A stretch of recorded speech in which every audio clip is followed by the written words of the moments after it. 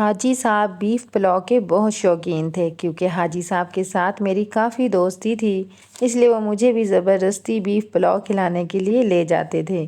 ان دنوں بابا چاول والے کا طوطی بولتا تھا۔ اپنے شہر میں تو وہ مشہور تھے ہی، مگر شہر سے باہر بھی وہ پارسل کرتے تھے۔ بابا چاول والے کے پلاؤ کا ذائقہ سب سے منفرد تھا۔ لوگ قطار در قطار ہوٹل میں داخل ہوتے تھے۔ ہوٹل کے باہر ایک پارکنگ بھی تھی، جہاں گاڑیوں اور موٹر سائیکلوں کی لائن لگی ہوتی تھی۔ بابا جی کے منفرد انداز اور انکساری نے کاروبار میں برکت ڈال دی تھی۔ بابا جی ترازو میں تول کر چاول دیتے۔ لذیذ بیف پلاؤ میں چاول کم اور بوٹیاں زیادہ ہوتی تھیں۔ شاید یہی وجہ تھی کہ بابا جی کی شاپ پر ہر وقت رش لگا رہتا تھا۔ قطار میں کھڑے گاہک اکثر دھکے لگنے کی وجہ سے ایک دوسرے سے الجھ پڑتے تھے، تو بابا جی بجلی کی رفتار سے جلدی میں کام کرتے اور اخبار کا ٹکڑا ترازو میں بچھا کر چاول ڈالتے اور گاہک کو پیش کرتے تھے۔ کبھی کبھی نلیوں سے گودا نکال کر چاولوں کے اوپر انڈیل دیتے تو گاہکوں کی خوشی دیکھنے والی ہوتی تھی۔ بابا جی ایک دن میں تقریباً 10 سے 12 دیگیں آرام سے فروخت کر لیتے تھے۔ اللہ کا شکر ادا کرتے اور اگلے دن کی تیاری شروع کر دیتے۔ بابا جی کا بیف پلاؤ کھاتے کھاتے مجھے اچانک پہلوانی کا شوق ہونے لگا۔ کم و بیش 3 سال گزر جانے کے بعد بھی میرا پہلوانی کا شوق برقرار رہا، بلکہ میں نے تو گھر کے باہر صحن میں اکھاڑا بنایا ہوا تھا، جس میں مشق کرتا تھا، اور ایک استاد مجھے ٹریننگ بھی دیتے تھے۔ لوگ میرے بارے میں عجیب و غریب باتیں کرتے تھے کہ اچانک اسے کیا ہو گیا، مگر میں اپنی اس تبدیلی پر بہت خوش تھا۔ زندگی زندہ دلی کا ہی نام ہے، مردہ دل لوگ کیا خاک جیا کرتے ہیں۔ صبح شام میں کچھا پہن اکھاڑے میں پہنچ جاتا تھا، وہاں خوب کسرت کرتا، مٹی میں لوٹ پوٹ ہو جاتا اور واپسی پر یوں ہی وزنی کام کرتا۔ کبھی پانی کے بھرے گیلن اٹھا لیتا تو کبھی گندم سے بھری بوریاں اٹھانے میں مصروف ہو جاتا۔ پھر میں کالی کاجل زدہ آنکھوں اور دراز پلکوں کا اسیر ہو گیا، اور ساتھ ہی طبیعت میں تھوڑا ضد کا عنصر شامل ہو گیا۔ عجیب سی کیفیت تھی۔ کئی گھنٹے دھوپ میں کام کرنے کے باوجود تھکن کا احساس نہیں ہوتا تھا۔ ہاں، البتہ کچھ ضدی سا ہو چکا تھا۔ جب بھی مجھے غصہ آتا تو دروازے کو لات مار کر اپنا غصہ نکال لیتا۔ میرے دوستوں کو بہت ناگوار گزرتی اور وہ مجھ پر ناراض ہوتے تو میں ان پر ہی چیخنا شروع کر دیتا۔ شاید میرا صبر جواب دے چکا تھا، یا پھر سوچنے سمجھنے کی صلاحیت سے محروم ہو چکا تھا۔ اپنی اس کیفیت کا حاجی صاحب سے تذکرہ کیا تو پتہ چلا کہ حاجی صاحب کے ساتھ بھی کچھ ایسے ہی مسائل چل رہے تھے۔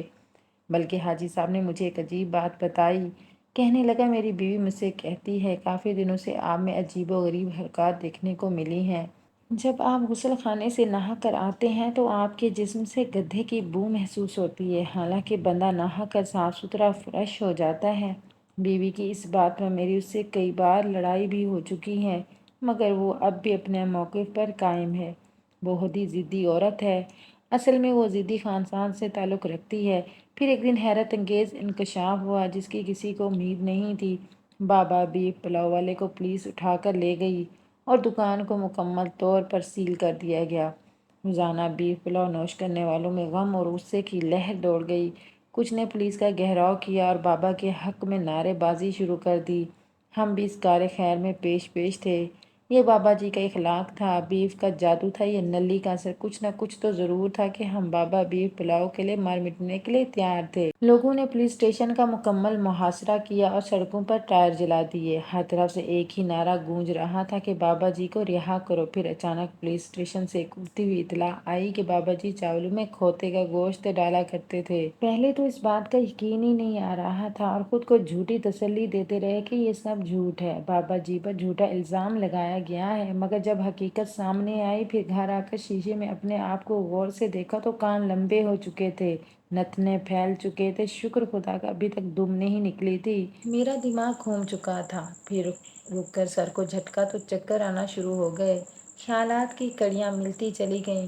پھر جو میں کرتا تھا کھوتا ہی کرتا ہے۔ مجھے پہلوان بننے کا شوق نہیں تھا، بلکہ مٹی میں لٹیریاں مارنے کا جنون تھا۔ وزن اٹھانے، ٹانگ مار کر دروازہ بند کرنے کی وجہ سامنے آنے لگی۔ غصے میں ہنہنانے کا راز فاش ہوا۔ مجھے جس کاجل زدہ موٹی آنکھ سے عشق تھا، وہ دراصل کھوتی کی تھی۔ ایک ہفتے بعد بابا جی کی دکان کھلی تو پہلے سے بھی زیادہ رش تھا۔ میں وہم دور کرنے کے لیے بابا جی کے پاس جا پہنچا۔ بابا جی، یہ کھوتے والی بات غلط ہے نا؟ بابا جی نے نہایت انکساری سے جواب دیا کہ جس بندے سے گوشت لیتا تھا وہ کھوتے کا بچہ مجھے 3 سال سے کھوتے کا گوشت فروخت کرتا تھا، مگر اب میں اس سے نہیں خرید رہا۔ یہ سنتے ہی مجھے متلی ہونے لگی۔ ایک گاہک کی پیچھے سے آواز آئی، ½ کلو بیف پلاؤ نلی ڈال کر بابا جی نے پلاؤ تولنے کے لیے ایک اخبار کا ٹکڑا ترازو میں رکھا تو ایک خبر پر میری نظر پڑی۔ اس پر لکھا تھا کہ اس سال ملک بھر سے گدھے کی کھالوں کی ریکارڈ برآمد ہوئی۔ میں نے فوراً کیلکولیٹر نکالا اور 3 سال کا تخمینہ لگایا۔ حساب کے مطابق میں 2 گدھے کھا چکا تھا۔